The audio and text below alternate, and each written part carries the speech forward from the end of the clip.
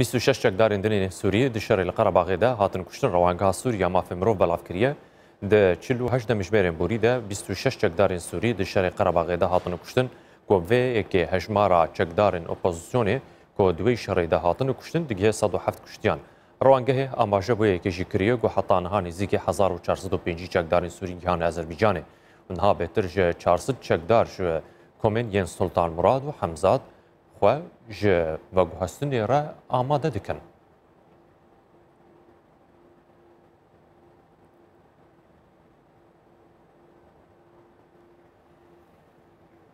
Her li ser vî şerê yê Qerebağê navbera Ermînya û Azerbaycanê de çavdêrê siyasî Abdullah Hicab biriya Skypeê ji Osloyê paytexta Newrocê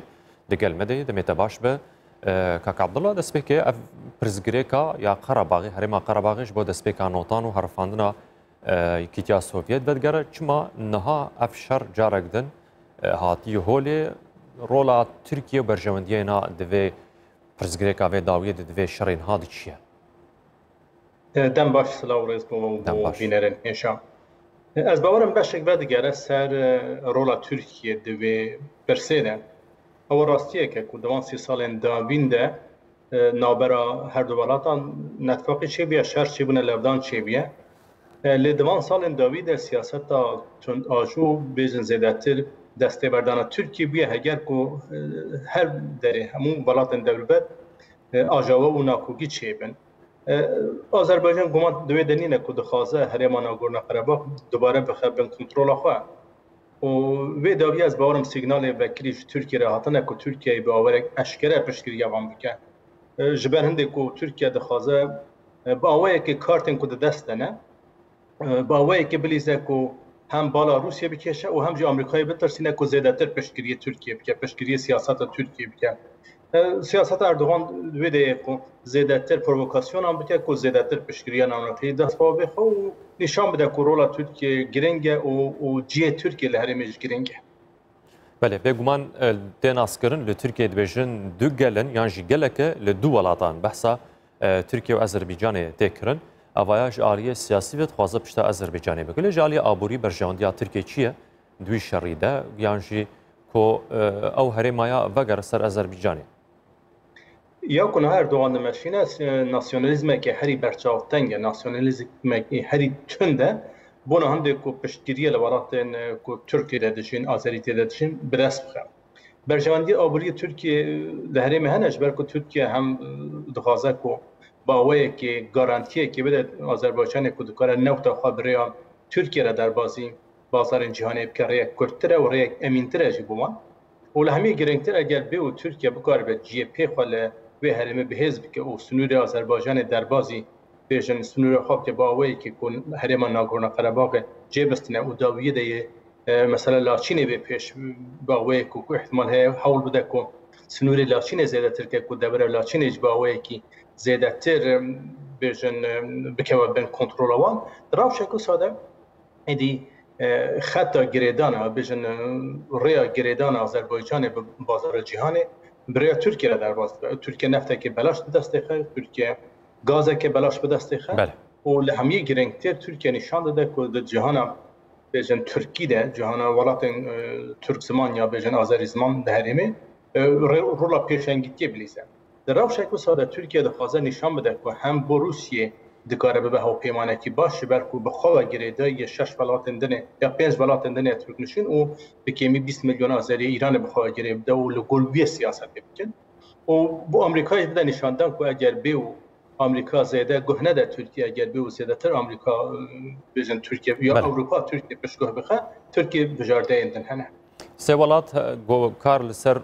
çareserkirina vê pirsgirêkê dikin herek ji Rusya, Amerîka û Fransa bû. Lê wek me dît gelek rexne li vê her sî aliyên gerentîkar hatin kirin ku nikarîbûn çareser bikin. Niha Rusya peywendiyên wê dixwaze hevseng navbera her du aliyan de bilîze Azerbaycan û Ermînya. Niha bankek kiriye ji bo aştiyê ji bo danistandinan Ermînya jî îro beriya bîskekên ha bi pele jî heye ku ragihandiye ew qebûl dike biçe danistandinan. Navbênkariya Rusya dê serkeftî be wê biçe awayî be. Rusya xwedî bandor e guman divê denîne û Rusya peyvendiye baş bi her du aliyê re hene. لباری کلتوری و ارمنستان را زیاده گریداییه و لباری آبوری و گریدایی مبستم اوه کو دوستایتی که باش بماره و لباری آبوری و آذربایجان پازه خواه گرفته و آذربایجان جبر کو لسر بحر قفقاز یا لسر بحر بین خزره لسر به اساسی برجمندی آبوری ها و بش هنه و پایگاه که استراتژیک اج با روسیه اگر ترکیه روسیه بخواست با پیش روژه برجمندی خواب پاریزه پیوستی به اون بنگه ها هیا و ارمنستان جهر بگویا و ارمنستان بنگه های روسیه سربازی تده هنه ارمنستان پیوندی دیروکی به روسیه ره هنه و روسیه با اوه که خواب کو قیوم وان دولت تماشات کشبه که 9200 سال در باز بوده روسیه با اوه که حاکم بیا نتنه با اوه که روسیه راست حاکم بیا لوامالاتا روسیه و سوویت حاکم بنا لوامالاتا و سر بنگه هنه که گریدان بخورد بینه و حول ده کو رولک زیاده تر بلیزه اگر روسیه به جدی بخواسته دکاره دورک ارینی بلیزه نه روسیه جوان کارت پیدلیزه با اوه که بکارتینه جبر کن دخواسته زیاده ترکیه بکشالی خوب هندی دخواسته بکارت با اوه که بکار بینه که ترکیه جوان عاجز نکی از باور بله وکم زن گلک چکدار جدر وی هر دو ولاتان هاتن شاندن جبوگو بشداری شر بکن باندورا هاتنا چکدارن بیانی وک کریگرتی گو شر بکن لسر چاره سریه و چاوه رو شوانا و چارن وی سوانا ده پیش روژه ده چاوه از باورم چاره نو سامان با ترکیه نگیرنگ اجبر که ترکیه دوزان اوانه کریگرتی نه یعنی کمالک خوافروشن و هر جی کو پره بدم ولی ور کار دکن روسیه جوی مسئله حزناکه لی اویش خوره به گفک جدی نزانه جبر کو بر هند گفک جدی نزانه جبر کو بجن سنوری ها بش کو ری بده او کسانه در باسی وی هریمی بن با وی که روسیه وی نابینه وی در فتح نابینه کو وارد بیک بینو نوا مسلمانن کو بن آخر فدراسیون روسیه دنه پیوندی بماره چه با او ببنه گفک لسر روسیه بر هندجی زیاده به عاجزنین هر چند شی حزناکه لیش آلیه دن وجه چاره نو سوانه به هنده بگیره ترکیه حتی وی دماکو بخواستوان بکار بینه و کیری کاری ترکیه بین یه بکار بینه پشتینگه جیوان باوشش برکو وان شانرخه که خواب با ترکیه نینه نه جانه وان نه شیانه وان و نه قدر وان و